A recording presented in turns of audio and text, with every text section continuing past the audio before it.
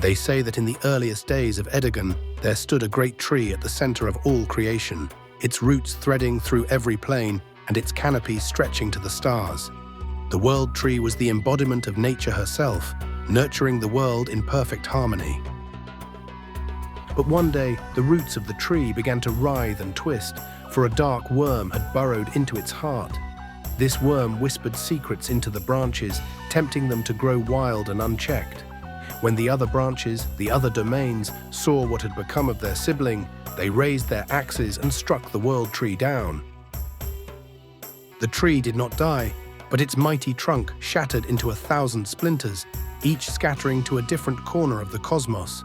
Its fall cleaved the heavens, and the moons of Arboreum and Sharikun were born from its broken branches.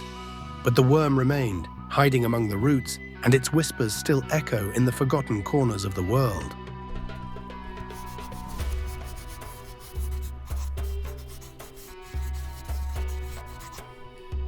There were two brothers born under a starless sky, one who wove the threads of shadow and another who sought to harness the fire of the heavens. The elder, the weaver, found a loom unlike any other, a loom made of void stuff and shadow. With it, he spun a cloak of infinite darkness, a garment so terrible that even the stars recoiled in fear. His brother, the seeker, saw this and grew envious. "With your cloak, I shall walk among the gods," the seeker said. But the weaver refused, saying, "This shadow is not for mortal hands. It will burn you as it burned me." In his hunger for power, the seeker betrayed his brother, stealing the cloak and using it to pull down a star from the heavens. But as the seeker reached for the flame, the gods themselves lashed out, severing the cloak, the loom, and the fire in a single stroke. The weaver was cast into night, the seeker into silence, and the star was bound in chains so that its light might never again burn uncontrolled.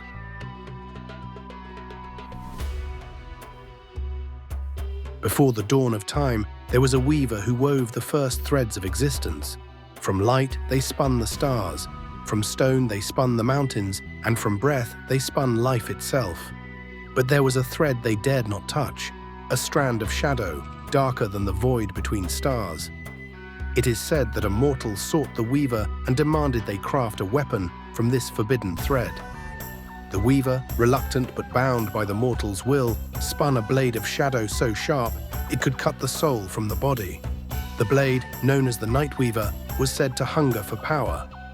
It consumed the stars in its path and was used to sever the thread of magic itself, cutting Arcana from its place in the tapestry of creation. When the gods saw what the mortal had done, they struck down the weaver and scattered their loom across the plains. The Nightweaver, however, was hidden, waiting for the hand bold enough to wield it once more.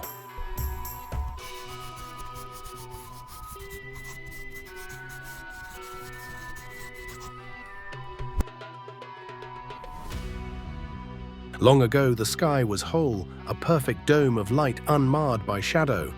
But one night, a wizard climbed to the peak of the world, carrying with him a blade forged of void stuff.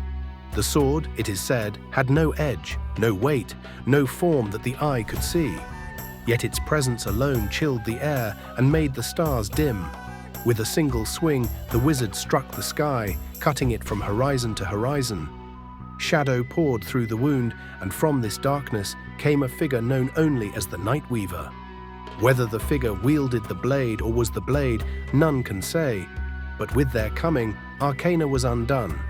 The gods mended the sky, but the scar remains, the darkness between the stars, where the Nightweaver still lingers, waiting for the next hand to unleash its power.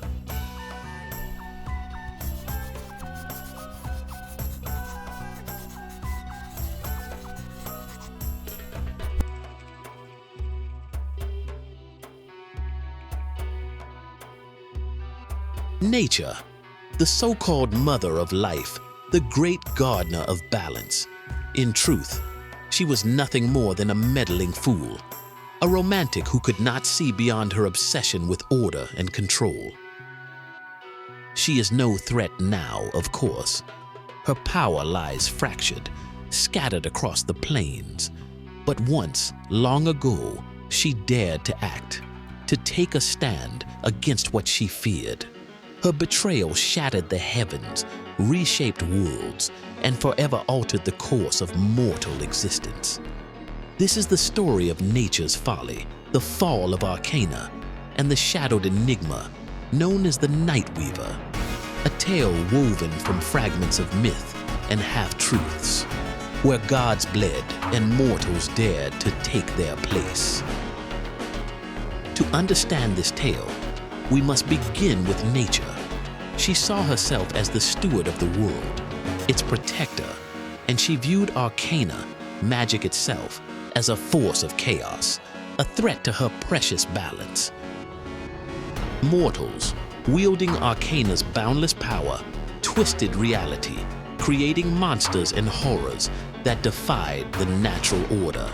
Nature, ever the coward, sought not to adapt, but to destroy.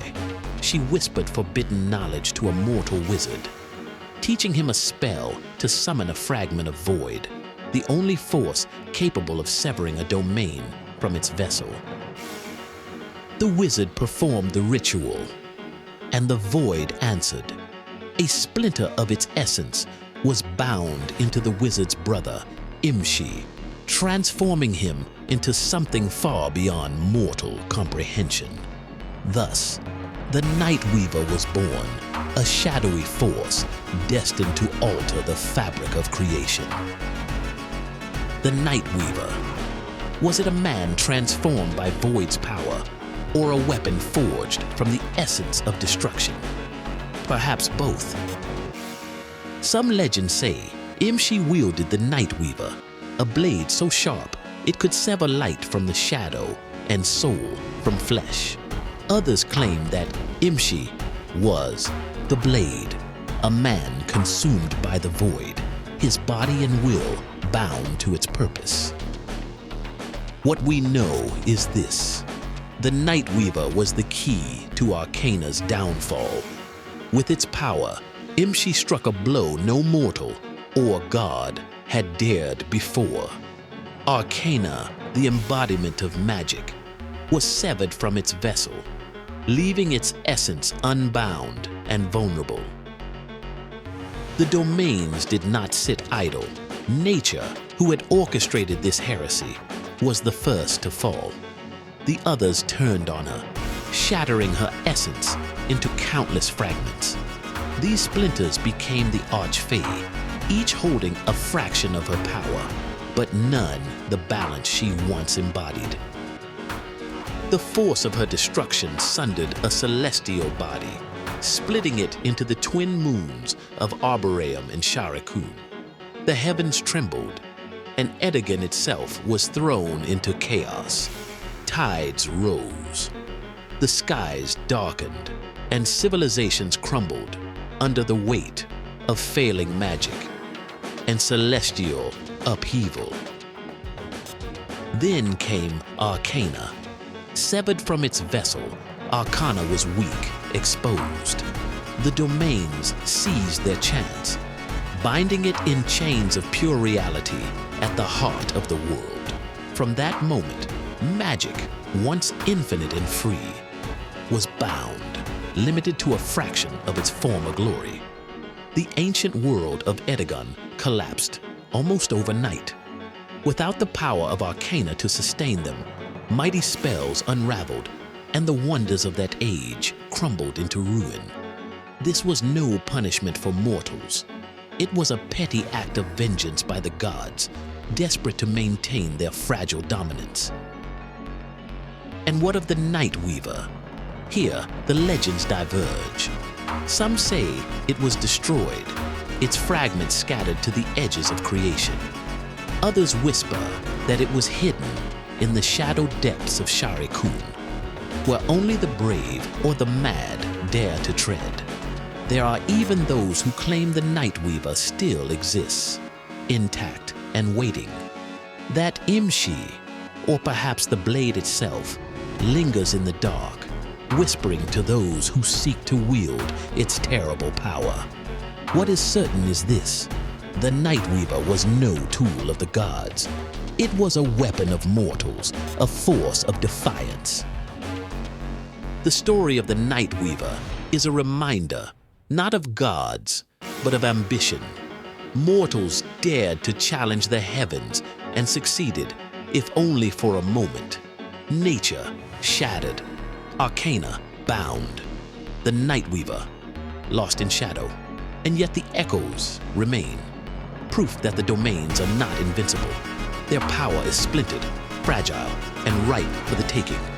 Nature may be gone, her fragments scattered, her balance lost. But I am not bound by her rules, nor will I be bound by the cowardice of the gods. The Nightweaver is a symbol, not of destruction, but of possibility.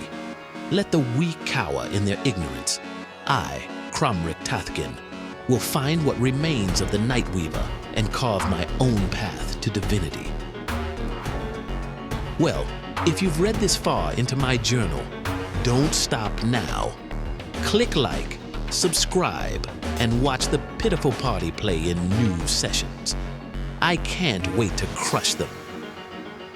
I'm Cromric Tathkin, and this has been The Wednesday Wizard.